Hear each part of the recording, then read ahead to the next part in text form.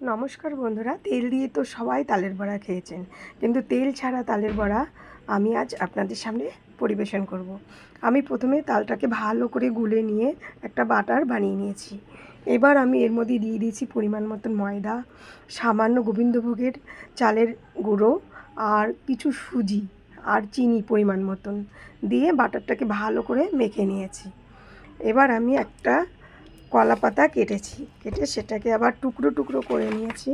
নিয়ে ভালো করে ধুয়ে এবার এই পাতাটার মধ্যে আমি এই বাটারটা মাখিয়ে নেব। এক পাশে দিয়েছি, দিয়ে মাখিয়ে নিয়েছি। আর এক পাশ থেকে আমি এই পাতাটা উল্টে দেব।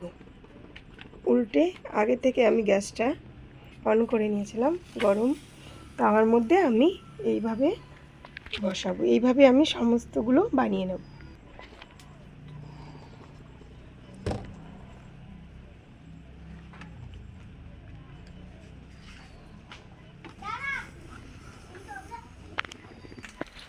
দেখুন, আমি এটা তাড়াতাড়ি হবার জন্য আমি দুটো তাওয়ায় বসিয়ে নিয়েছি, দুটো ওভেনে।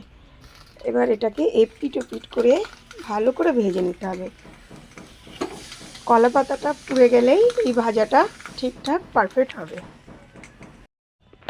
দেখুন, কলা পাতাটা সম্পূর্ণ পুড়ে গেছে, তার মানে আমার পিঠাটা এখন হয়ে গেছে। এবার আমি পাতার থেকে এটাকে এক এক করে তুলে নেব। এটাকে নামিয়ে নিলাম, এবার পাতাটা ছাড়িয়ে নেব।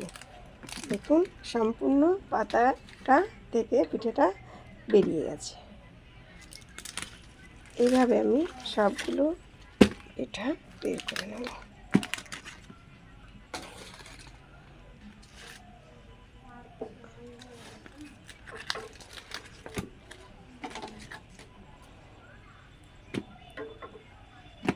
দেখুন কি সুন্দর দেখাচ্ছে। এইভাবে আমি সমস্ত পাতাগুলো ভেজে নেব।